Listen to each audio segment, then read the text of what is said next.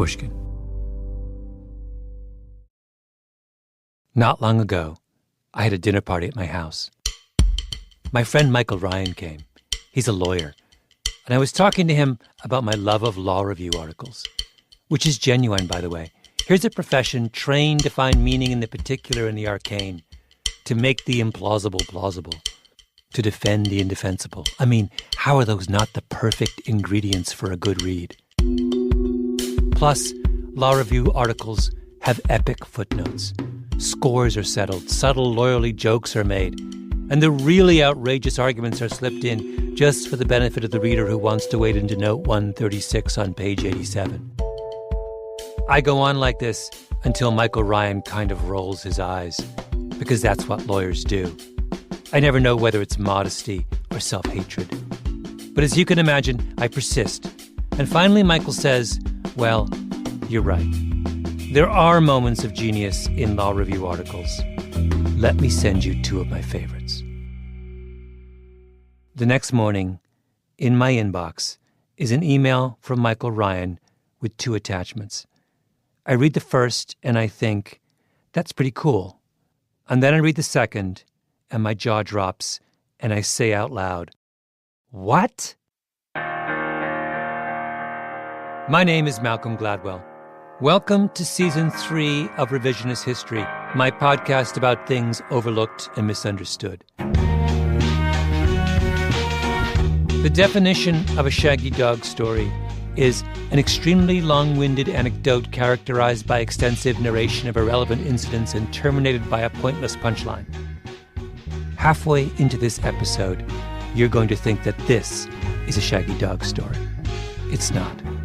This dog is not shaggy.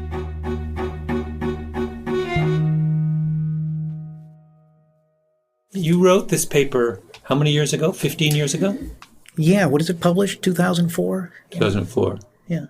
This is Professor Michael Stokes Paulson, co-author of the law review article in question. Within days of reading his essay, I was in his office at Princeton University. Took the train down because it seemed urgent. In the email where he gave me directions, Paulson wrote, I'm always grateful to have anyone read my obscure, idiosyncratic law review articles. Exclamation point. Idiosyncratic? Sure. At least half of his piece dwelt on the meaning and interpretation of semicolons. But obscure? This is something with the potential to turn American politics upside down. No way could this article be obscure. So what was the reaction to it at the time? Thundering silence, as far as I know. I mean, I haven't been trolling the internet for it, but I've never seen anything to suggest that anybody is remotely interested in this. Okay. Maybe you can convince them. Wait, am I the first journalist to call you and interview you about this? Yes. I'm trying to remember if anybody did back in 2004 or 2005. No, people are inclined to view it as a wacky idea. Right? You're taking a legal concept of something that's 170 years old and you're saying it's still operative. If you think about it logically, it is still operative. But people's intuitions are that can't be right. And so, or that it can't be taken seriously. So, Malcolm, you've got to get people to take it seriously. If I take it seriously. I don't think this is wacky at all. I read this and I'm thinking, this is dead serious. Paulson is fair-haired, glasses, composed, an intellectual, author of serious books on the U.S. Constitution. When we met, he was a visiting scholar at Princeton University, holed up in one of those gorgeous old mansions on the outskirts of campus. But don't get the wrong impression. There's also something subversive about the man, a certain look in his eye. He's someone who likes to make mischief. Like on page 1618 of the journal containing his law review article, when he briefly addresses the question of why he has just spent tens of thousands of words descending down this particular rabbit hole. And his answer? Because it's there. I don't know about you. That makes me nervous. There was a part of me that just wanted to walk out of his office and not say another word to anyone. Let sleeping dogs lie. I'm running a podcast here, not starting a revolution. You're not Jewish, are you? No. Because I was going to say we could Christian. do none of us are Jewish, but we could do, what do they call a midrash? Is that what they call a midrash? Gotcha. Yeah. That's right. Yeah. Let's do a little bit of a midrash on, let's start with Article 4, Section 3 and go through. Yes. So I guess we're trying to answer the question of why it is the case that this article on its face, Section 3, on its face does not prohibit subdivision. That's right. That's the issue at hand, right? Right. So I'll have you, if you could read it, and then Sure. let's break it down grammatically. Let's do I'll do a dramatic reading. New states may be admitted by the Congress into this union, semicolon. Paulson carries a small copy of the U.S. Constitution in his jacket pocket. This is what he's reading from. That's first clause. New states may be admitted, it's the power to admit new states. But no new state shall be formed or erected within the jurisdiction of any other state, semicolon. The second semicolon. Pay special attention. Nor any state be formed by the junction of two or more states or parts of states without the consent of the legislatures of the states concerned as well as of the Congress. Wait, you left out some commas. I didn't read all the commas. Yeah. Wait. Okay, let me do it again. By the way, in case. this is outrageous for you, having written Right, so okay. much about the grammar, to leave out a comma. Okay. New states may be admitted by the Congress into this union, semicolon. But no new state shall be formed or erected within the jurisdiction of any other state, second semicolon. Nor any state be formed by the junction of two or more states, comma, or parts of states, comma, without the consent of the legislatures of the states concerned, as well as of the Congress, period. So that's the whole provision. Okay. So question 1, as I understand it from reading you, is what is the sense of the second semicolon? Right. This is about to get very serious. I promise.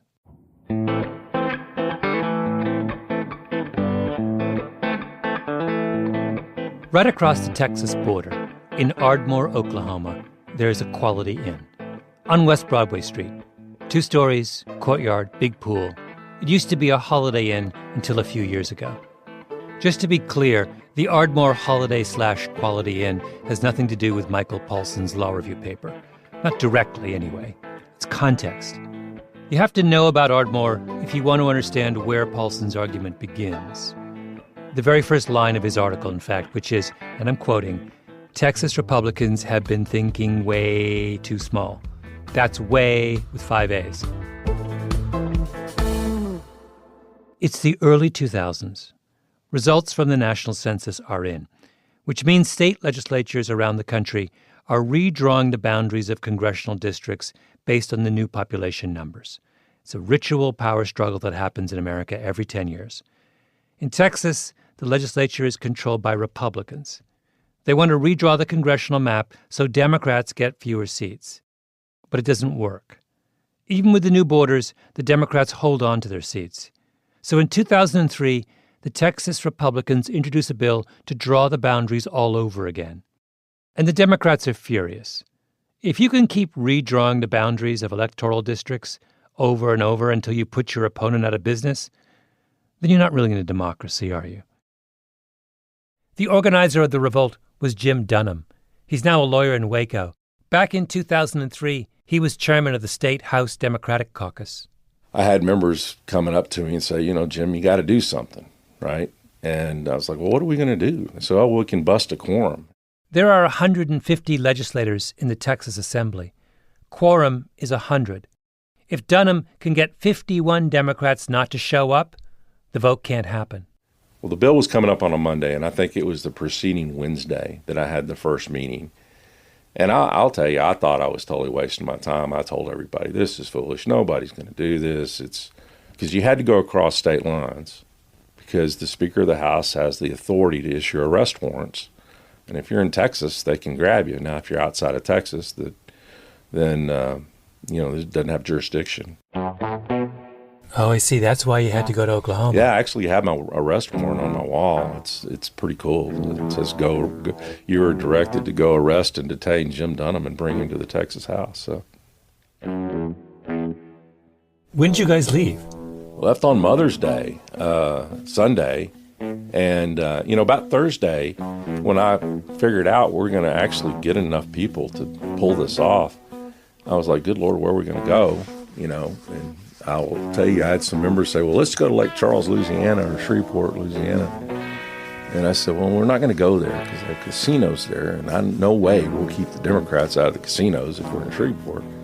And I'm serious, and so my wife's family is from Ardmore, Oklahoma, and God love Ardmore, but there is nothing to do in Ardmore.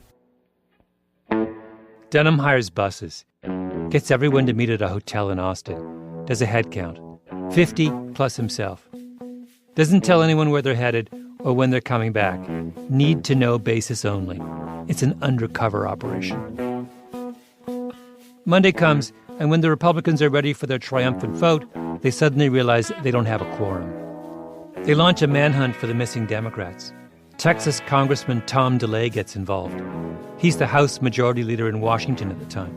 One of the members showed up in a plane, and DeLay evidently called Homeland Security and reported the tail number was missing, and in an effort to figure out where that plane had gone. And it was, I don't know what to say, but Homeland Security couldn't find us, but the Dallas Morning News could. To recap, the Texas Republicans want to increase their numbers and influence in Washington, so they try a gerrymander. Then, when it fails, do a re-gerrymander in violation of every state norm, leading to a full-scale state constitutional crisis, causing the state's Democratic caucus to flee in buses to a Holiday Inn in Oklahoma, leading to a statewide manhunt, convincing the House Majority Leader to call in Homeland Security, triggering an international media frenzy. What is the situation like in Ardmore for the Texas Democrats right now? John, here at the Holiday Inn, I've been witness to a courageous scene of defiance. Texas Democratic legislators hunkered down, trying to conduct the people's business while subsisting only on the contents of their minibars. Homeland Security officials attempting to find some missing state legislators who hung out at the Holiday Inn for a couple of days. You know, we got a lot of deserters down there, guys that are afraid to stand and fight like our armed services do. The legislative process was so broken that they had to leave for Ardmore. Thank God we didn't have those Democrats at the Alamo. God bless you. I'll tell you, probably most of the time was dealing with the 10 or 11 satellite news trucks that showed up after a day or two. And who's watching all of this? Michael Paulson and Vasan Kesavan, authors of the Law Review article that found its way to my inbox. They're working on their article as the drama unfolds in Ardmore, and they look at everything that's happening: norm violation, constitutional crisis, Ardmore, Holiday Inn, Homeland Security, media frenzy, and their conclusion is Texas Republicans have been thinking way too small.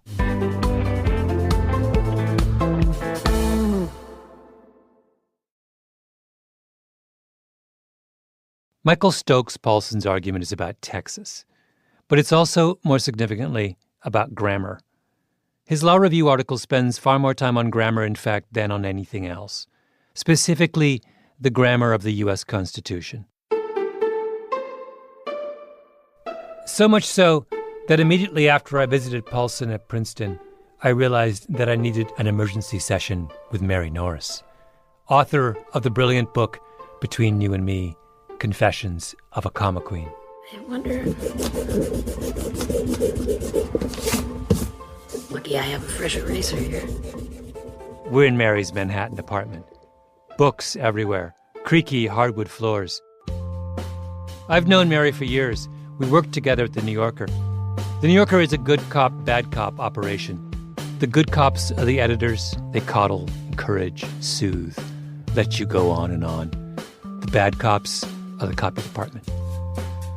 For most of my time there, the copy department was a murderer's row of 3 women. First was Anne, who was a national caliber marathoner, who gave the impression that in any disagreement, she would simply outlast you. The second, Carol, who reminded me of the proper West Indian ladies I grew up with, who could silence you with a disapproving glance. The third was Mary. If Mr. and Mrs. Santa Claus had an irrepressible youngest daughter, it would be Mary. I have written down here 3 sentences from the Constitution. I just want to introduce listeners to the proposition that, first of all, that punctuation in particular really matters on a document like the Constitution. And 2, they were a little bit sloppy with their commas and semicolons at times. We're sitting at Mary's kitchen table. I hand her a sheet of paper with my constitutional selections on it. She takes out a black No. 2 pencil, sharp. We start with the sentence that has driven grammarians crazy for 250 years, the Second Amendment. A well-regulated militia being necessary to the security of a free state, the right of the people to keep and bear arms shall not be infringed. A well-regulated militia, comma, being necessary to the security of a free state, comma, the right of the people to keep and bear arms, comma, shall not be infringed. Well, first of all, that comma is wrong before shall. So yeah, there should be. Comma. That's the third comma, right? You Yes. think yes. Mm-hmm. The other 2 commas though you're fine with. Well, no, they don't make sense either. Because with the 2 commas, the sentence in its essence would read, a well-regulated militia, the right of the people to keep and bear arms shall not be infringed, which doesn't make any sense. It's like they loaded a shotgun with commas and fired it at the Second Amendment. It's a mess. So a well-regulated militia being necessary to the security of a free state, Comma. comma, the right of the people to keep and bear arms shall not be infringed. That, I would lose 2 of those commas. Mary had covered up the 2 other sentences on my list with a legal pad. She moved the legal pad down just enough to expose sentence number 2. The right of citizens of the United States who are 18 years of age or older to vote shall not be denied or abridged by the United States or by any state on account of age. 26th Amendment to the United States Constitution. It's a terrible sentence. Oh, it's terrible, yeah. So what if you rewrite that sentence for me? Mary has her pencil out. She's marking up the piece of paper like a New Yorker galley, covering the page with graceful No. 2 pencil lines. The right of citizens who are 18 years of age or older to vote. That's it. You should just say the right of United States citizens who are 18 years of age No or comma. older to vote. No comma. No comma. Because No comma. by having no commas, what it turns into is a defining clause. That's right. By putting commas around it, it becomes a descriptive clause. That's right. A defining clause, in grammatical terms, is a clause necessary for the meaning of a sentence. The house where I live is on fire. You don't put commas around the phrase where I live because the fact that it's my house is essential for understanding what I'm trying to say. The house where I live is on fire. But in the sentence, the house, comma, built in 1978, comma, is on fire, we put commas around the phrase built in 1978 to mark it as descriptive. It's not necessary for the meaning of the sentence, but it helps us understand more about the house. So, the 26th Amendment has commas around the clause, who are 18 years of age or older. Big mistake. When was this one written? Well, it was passed in modern times. Yeah, that's what I thought. But am I right? This reads as if all the citizens of the United States are 18 years of age or older. American citizens are people either born here or who have been granted citizenship. And what the 26th Amendment means to say is that a subset of that group, those who are over the age of 18, have the right to vote. But the authors of the 26th Amendment used commas. Interpreted grammatically, the 26th Amendment says that a citizen of the United States is anyone over 18, anyone. Canadians who cross the border into Detroit to buy gas are citizens, so long as they're over 18.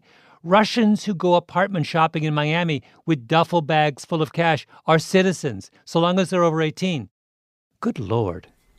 Clarity is of the utmost importance in a legal document, right? I don't think lawyers have special rules about semicolons. I also don't know if there's such a thing as a legal grammarian, but there probably should be, a U.S. grammarian to take care of these things. I'm not volunteering. Why not? You would be the perfect person to be the grammarian in chief. Only if I could wear one of those wigs. And now we turn to the constitutional sentence at the bottom of the page, the one I really care about. The one that explains why Texans have been thinking way too small. The big one? New states may be admitted by the Congress into this union, semicolon. But no new state shall be formed or erected within the jurisdiction of any other state, nor any state to be formed by the junction of two or more states or parts of state, without the consent of the legislatures of the states concerned as well as of the Congress. Well, that seems clear to me. You can't form any new states without everybody agreeing that the new states can be formed. I repeat, not a Shaggy Dog story. Michael Paulson first became drawn to Article 4, Section 3 of the U.S. Constitution when he was teaching a class at the University of Minnesota Law School on the Civil War. The question of West Virginia came up. As you may remember, Virginia was a Confederate state during the Civil War. But a number of counties in one corner of Virginia were anti-slavery, so they broke away and formed West Virginia, which was admitted into the Union in 1863.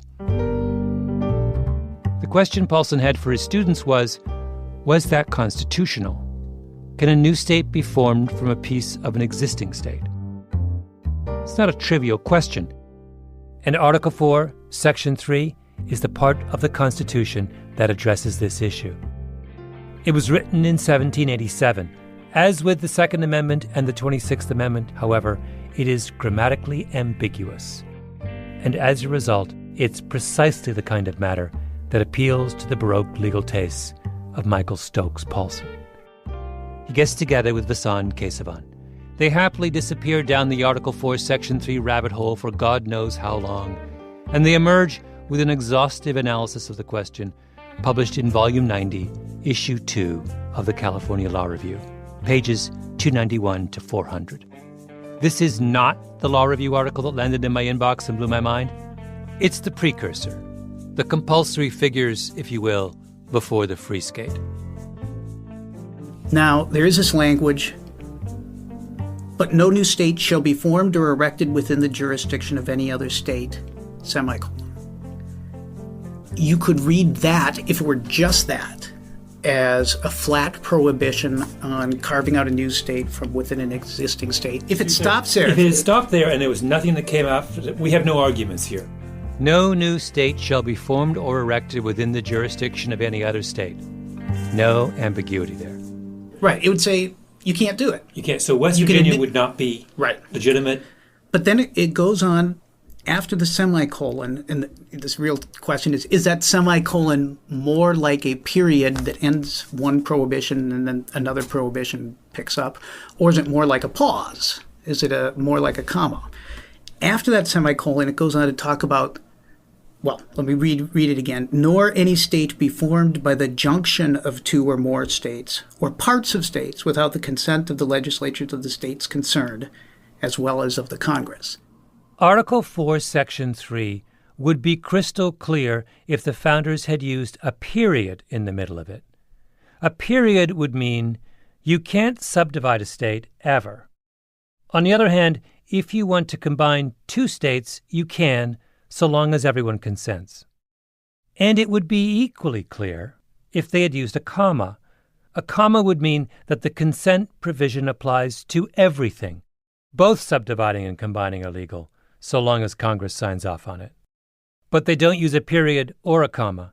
They make a punctuation decision guaranteed to tie generations of constitutional scholars in knots. They choose a semicolon. When it says, without the consent of the legislatures of the states concerned as well as of the Congress, does the consent qualification apply also to carving a small state out of an existing new state? And it all turns on whether the semicolon is read as a full stop separate prohibition or as just one in a series of things to which consent can be given. Does the Constitution say you cannot break off a piece of an existing state ever? Or does it say you can so long as Congress says okay? Paulson and Casavon spend 90 pages on this question in their California Law Review article. 90 pages. And it's riveting reading because the whole time you're thinking, good Lord, West Virginia is hanging in the balance. If that semicolon from 1787 is meant as a full stop, then someone has to go down to the State House in Charleston and break the news to everyone there that the party's over. Paulson and Casavon comb through earlier drafts of that clause, the legislative history of the Constitution, the records of the framers, and they conclude West Virginia is constitutional. Everyone involved needs to sign off on it. That's their concern. Right. So in other words, that makes it quite clear that the last clause modifies everything. Yes. But once it's clear that the last clause modifies everything, then the semicolon cannot be functioning as a period. It cannot be. Forgive me if I'm going on and on about this, but everything depends on this interpretation of Article 4, Section 3. For years, people have been dismissing the implications of that sentence because they've assumed that it's ambiguous. It is not ambiguous. And here's what clinched it for me. Mary Norris, the comma queen, agrees. Okay, well, I think that hinges on this nor. In spite of the semicolon, the nor connects this to the but. To the but. The Constitution says, but no new state shall be formed or erected within the jurisdiction of any other state, semicolon, nor any state be formed, ... I've read many, many, many commentaries on this. You're the first person to talk about this but nor being significant. Well, you don't have a nor unless you're referring to something before it. You know, a neither nor. Or one of the things that copy editors look for is a nor standing alone. It doesn't make any sense. Mm-hmm. We try not to let sentences begin with nor. We try not to have a nor where there's not a neither. So that nor has to connect to something, and I think it connects to the but. So I think they're related. There in Mary's apartment, I had a flashback to the final round of editing at The New Yorker, something I've done many times. You're sitting in a room, you, your good cop editor, and Carol, Ann, or Mary, going through your piece line by line, peeling away everything superfluous and confusing. Truly formidable intellect devoted to making words mean what they're supposed to mean. If you've never had someone do that for your words, you haven't written. But you're saying if I have a but nor construction, if I say I like all kinds of animals, but I don't like horses, and nor do I like dogs because they smell. Is the because they smell modifying horses and dogs? I think so, yes. I think the nor connects them. Yeah. That's crucial. Mary, you have entered into a hugely significant constitutional debate. Which brings us to the second Casavon Paulson paper. That's the one my friend sent me. Texas Law Review, Volume 82. The necessary and far more consequential companion to their constitutional exoneration of West Virginia. The article's called Let's Mess with Texas. It begins with a quotation from the congressional resolution under which Texas was admitted to the Union in 1845. The relevant passage goes like this. New states of convenient size, not exceeding 4 in number, in addition to said state of Texas, and having sufficient population, may hereafter, by the consent of said state, be formed out of the territory thereof. Congress gave Texas permission to form another 4 states within its borders, which makes sense. Texas was an independent country at the time it joined the Union, and a very big country at that. There were complicated political considerations in 1845 about the balance between slave states and free states. It's a whole other story. What matters is that, according to Casaubon and Paulson's exhaustive constitutional analysis, the offer still stands. New states of convenient size may be formed. That's why their interpretation of Article 4, Section 3, with its confusing semicolon and crucial nor, is so important. It means that all that has to happen is for the Texas legislature to sign off on division, and it's a done deal. When Congress passed that statute saying you could do this, that's consent. They consented in advance. They consented on these terms, and the consent has not been taken away. That's as many as 5 states where there is now only 1. 10 U.S. senators where Texas now has only 2. Texans in control of American politics for the next century.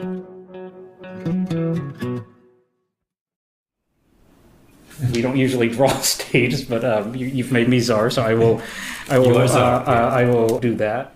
If you ask around about who knows the most about the political demographics of Texas, one name comes up a lot: Michael Lee.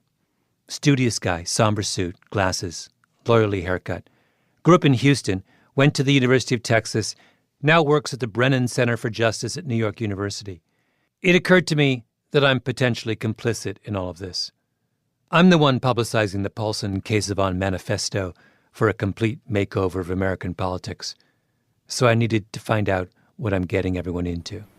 I would create a district that, or a state that included Houston and then stretched to the border with Louisiana. Michael Lee and I met in a big conference room near Wall Street. He brought with him a map of Texas so large it covered the entire end of the table. Lee started by drawing the borders of the new state of Houston, 5 million people. And then on the western side, I would probably cut it off somewhere in between Houston and Austin, which is in central Texas. The way Lee talked, he made it sound natural, as if Texas actually makes a lot of sense divided up 5 ways. He saw a 3rd state in central Texas, centered around booming Austin, already the 11th largest city in the United States. The 4th state would be West Texas, Lubbock, Midland, Odessa, flat and dusty oil country. The 5th state would run along the Mexican border, beginning with San Antonio in the east and running all the way to El Paso. When Paulson and Casaubon published their law review paper back in 2004, the assumption was that if Texas subdivided, this would be a net win for Republicans. Texas hasn't sent a Democrat to the U.S. Senate since the early 1990s. It's the Republican heartland. That's why they wrote that Texas Republicans were thinking way too small. Why not quintuple their influence in Washington? But in the years since then, the state's demographics have been in upheaval. West Texas, oil country, would remain solid for the Republicans, 2 senators, but the new states of Houston and Dallas and Central Texas, those are purple. They could go either way. As for the state running along the Mexican border, the one with its capital in San Antonio, this is a heavily Democratic state, and I think that the state would be more Latino than New Mexico, and it would elect not only Democrats, but probably Latino Democrats to the Senate. It's a whole new ballgame. Michael Lee and I did the math for the 10 new Texas Senate seats. 2 are a lock for the Republicans, and they can probably count on another from one of the toss-up states. So 3 in total. Yeah, 3. Yeah, I think. And it sounds like 4 are a lock for the Democrats and 3 are up for grabs. Would that be a fair? I think so. Yeah. Yeah. Which is a pretty big shift from the way things are now. Right. That's now. But if Texas continues to grow and change, the 3 toss-up states, Dallas, Houston, and Austin, get even more Democratic, especially the state of Houston. So we'll say at the moment it's 50-50, but long-term, If I said to you 10 years from now, you would not be surprised if it elected 2 Democrats. That's right. That's right. In a generation, could the 5 states of Texas send 8 Democratic senators to Washington against 2 Republicans? It's amazing how many times you'll hear Republicans in Texas say, like, Texas is the Alamo of the United States, right? It's meaning, like, it's what holds, like, you know, the Republicans in power. It's the wall against, you know, this, like, liberalism from places like New York and California. I've always thought that was sort of a funny analogy because everyone died at the Alamo. So but you know, that's the one that they use. And so, you know, an inadvertently telling analogy. Texas Democrats have been thinking way too small.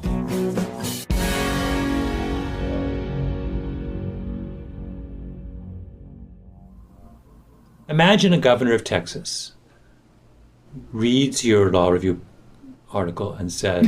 Well, that's a funny enough premise as it is. And says, okay, I want to trigger it. Okay. Okay.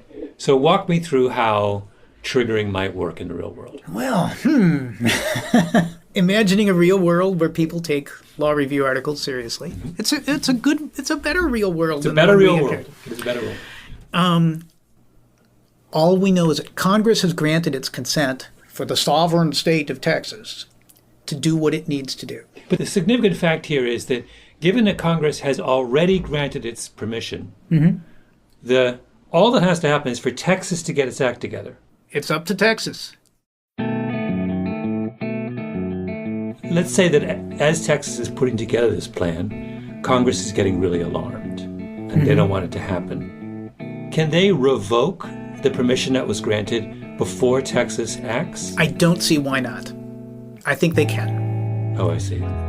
So if Texas wants to do this, they need to do it in They got to secret. They just got to do it. Texas has to get its act together quicker than Congress can get its act together to say no.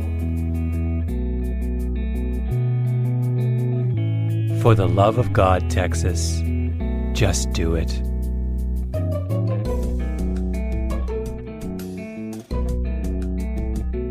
Revisionist History is a Panoply production.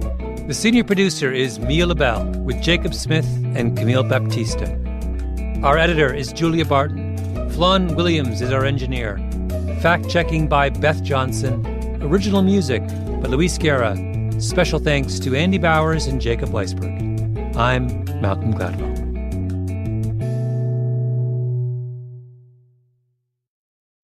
You don't have any bad memories of copy editing a piece of mine, do you? No, none at all. In fact, I use you as the example of somebody who the pencil kind of bounces off. You do a very nice job. My mother will be very pleased to hear that I do a nice job.